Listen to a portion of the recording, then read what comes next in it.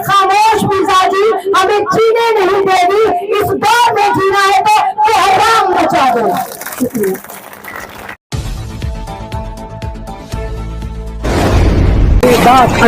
शुक्रिया अदा करूंगी अब्बास भाई का कि अब्बास भाई ने मुझे कॉल करा और लगातार कनेक्टिविटी में बने रहे कि अमन बहन यहाँ पर आप आइए। और फिर मैंने हमारे दिल्ली के बड़े पत्रकार हैं हसन हैदर, जर्नलिस्ट हसन हैदर है और इनका द नेशन वॉइस चैनल है। फिर दूसरे बड़े पत्रकार शाहनवाज से बात करी तो ये लोग तैयार हो गए। फिर मैंने बात करी आपके मेवात की जान आन शान जो है अरशद विष्णु मेवात आज तक, तो मेवात का सबसे बड़ा चैनल है। अरशद विष्णु से बात करी जो कहने लगे कि मैं यहाँ से कम मेवात से 55 किलोमीटर दूर हूँ, लेकिन आप यहाँ पर आ रही हूँ तो मैं जरूर आऊंगा। आज आपके बीच अरशद विष्णु भी खड़े हुए जिनका बहुत बड़ा चैनल है। आप शायद इनके चैनल को लगातार सुनते होंगे लेकिन शायद शक्ल ना पहचानते हो। तो मैं अपनी बात का आगाज यहीं से करूंगी। ऐन मुमकिन है कि हालात की सुलझे गुत्थी, ऐन मुमकिन है कि हालात की सुलझे गुत्थी अहले दानिश ने बड़ी सोच कर उलझाई है। आप तमाम लोग यहाँ पर हैं, मेरी प्यारी बहनें, मेरे बहुत प्यारे प्यारे बच्चों, मेरे बुजुर्गों, मेरे भाइयों, और तमाम पंचायतें जो यहाँ पर चलकर आपके लिए आपकी आवाज को मजबूत करने आपकी लड़ाई लड़ रहे यहाँ पर मौजूद हैं। मुझे उम्मीद है कि ये लड़ाई हम जीतेंगे, जैसे लड़ रहे हैं तो हम जीतेंगे भी, क्योंकि हम किसान ही, किसान का कोई धर्म नहीं होता, वो हमें दाता होता है। बहुत दफा नहीं तो खुद एक नारा दिया था कि जय जवान जय किसान। लाल बहादुर शास्त्री ने नारा दिया था जय जवान जय किसान। तो जिस भारत के नारे ही दो हो गए, उन्होंने कहा कि या तो जवान जिंदाबाद या किसान जिंदाबाद, उसके अलावा किसी को नहीं कहा कि कौन जिंदाबाद, क्योंकि जवान वो जो हमारे देशों की रक्षा करे और किसान वो जो हमें अन्न खिलाए, उस जनता को जिंदा रखे जिसकी सरहदों को जवान संभाल रहा होता है। और आज आपको जिस तरह बेवकूफ बनाया गया, HSIIDC, यानी ये अब आप सोचोगे क्या चीज है, ये एक कमेटी एक कंपनी बनाई गई थी 1967 में कंपनी बनाई गई जिसने कहा कि आपके मेवात को डेवलप करेगा, सड़कें देगा, फैक्ट्री देगा, रोजगार देगा, स्कूल देगा, लेकिन कहाँ से देगा? जाहिर सी बात है आप लोग किसान हैं, आपके पास जमीनें हैं, उसको एक्वायर करेगा, उसको लेगा, उसका उचित मुआवजा आपको देगा, यानी उचित पैसा उसको आपको देगा। जिस वजह से आप लड़ाई लड़ रहे हैं यहाँ, मुझे क्योंकि मुझे बुलाया गया, मुझे बताया गया, जितना मुझे बताया गया यही बताया गया कि जो आपका मुआवजा रखा गया, आपको बोला गया कि आपको 46 लाख दिया जाएगा, लेकिन दिया नहीं गया। आपके साथ गद्दारी करी, आपके साथ जितना कह सकते हैं बेईमानी करी, मतलब तो हद हो गई। पड़ोसी मुल्क हमारे पे हमला कर रहा है, गद्दारी करे, समझ में आ रहा, हमारे अपने ही अगर हमारे साथ गद्दारी करें तो ऐसा नहीं होगा। आप मेवात के कितने लोग, मुझे तो नहीं लगता कि यहाँ पर अच्छे अच्छे प्राइवेट स्कूल भी होंगे। मेवात में मेरे ख्याल से बहुत कम लोग हिंदी भी समझ पाते होंगे। और फिर आफ्ताब अहमद है, वो आता है आपके पास, इंग्लिश के एफिडेविट लाता है, आपके अंगूठे लगवाता है और चला जाता है। आफ्ताब तुम जाग लो, घर से बाहर निकलो, क्योंकि तुम भिखारी हो।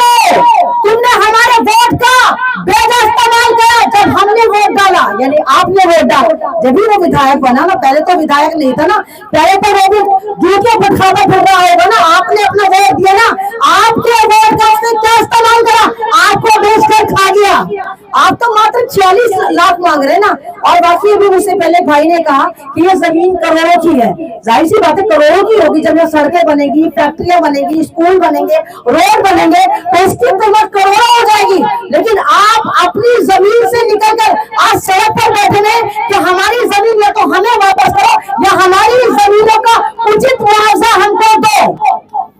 तो आप लोगों को, तमाम लोगों को ये लड़ाई बिल्कुल शांतिपूर्वक लड़नी है, लेकिन फिर भी आप लोगों को अगर घिराव करना भी है तो यहाँ की लोकल जनता, आप अपने विधायक से जाके पूछे क्या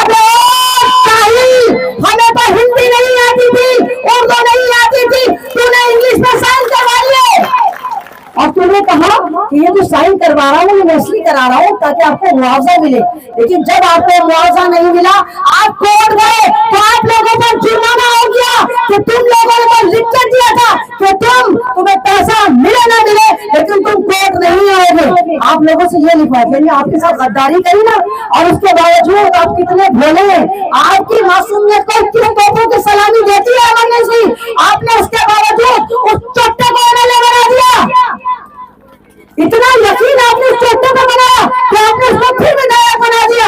तो आप तमाम लोग जो लड़ाई लड़ रहे हैं, दिल्ली मैं अमन इसलिए आपकी लड़ाई लड़ने आई और बोला कि मैं अकेला ही चला था, चांदी पे मंजिल मगर लोग साथ आते गए और कारवां बनता गया। तो आपकी लड़ाई छोटी नहीं है, ये लड़ाई बहुत बड़ी है और इस लड़ाई में रोजाना लोग जुड़ते चले जाएंगे जब तक आपको आपका 25 लाख ब्याज नहीं दिया जाता।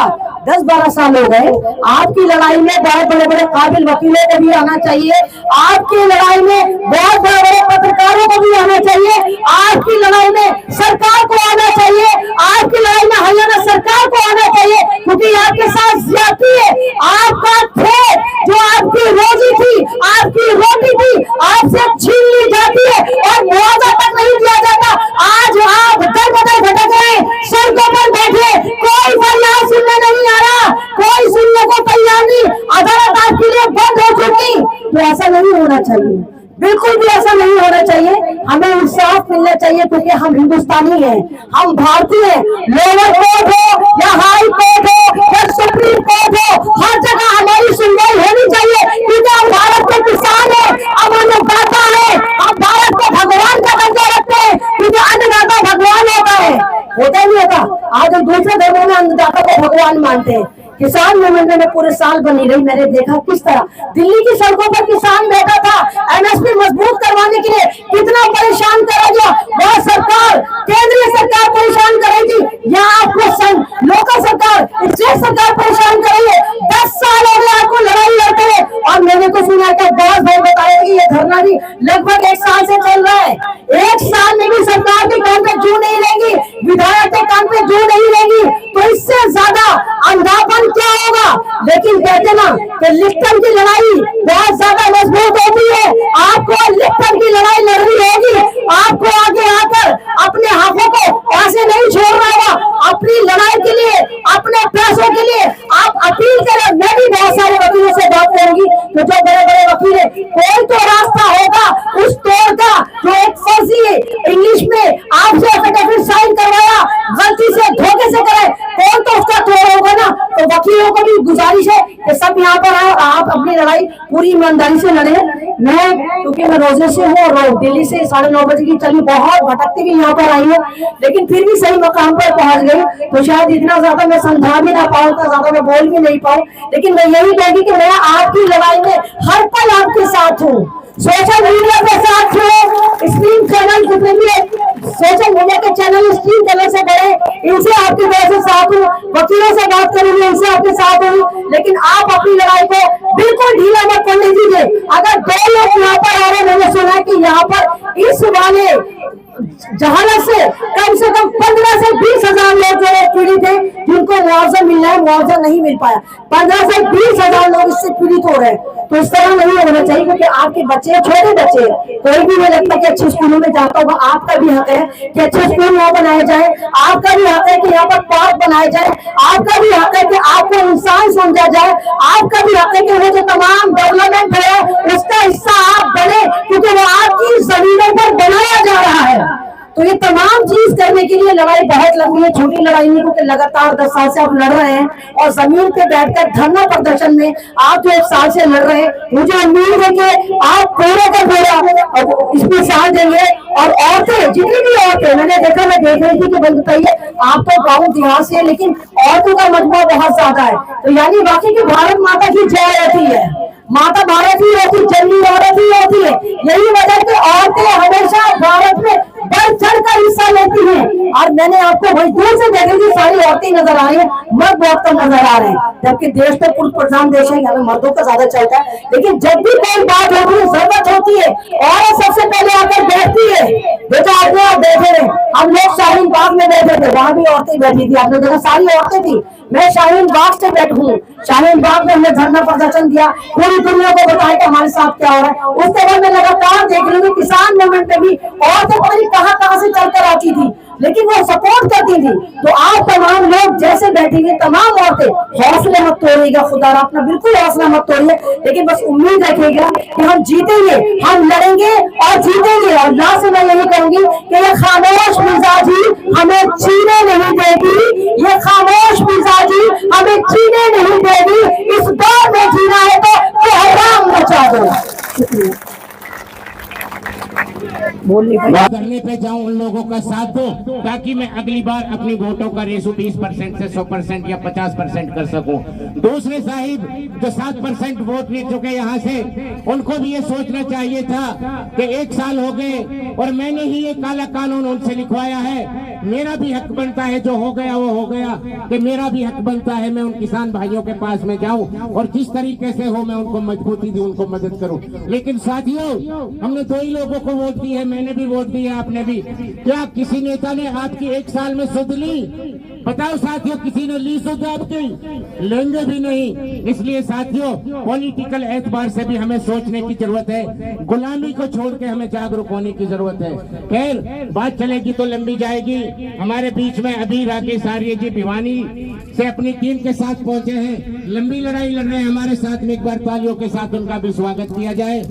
दलजीत सिंह नागर जी, 1 घंटा हो गया तकरीबन, और आपने अल्टीमेटम दिया था कि अगर कोई प्रशासन का अधिकारी नहीं आता है तो बिल्कुल डंके की चोट पे हम काम बंद करने चलेंगे, और ये बिल्कुल सच है। सारे साथी, हमारी माँ बहनें हाथ उठा के बताएं, चाहे कितने ही मुकदमे बन जाए, चाहे जेलों में डल जाए, चाहे लाठी खानी पड़े, चाहे गोली खानी पड़े, आज हम उस काम को बंद करवा के रहेंगे। दोस्तों, सबसे पहले हमारी खबर देखने के लिए सब्सक्राइब कीजिए मेवात आज तक चैनल को और साथ में दबाइए बेल आइकन।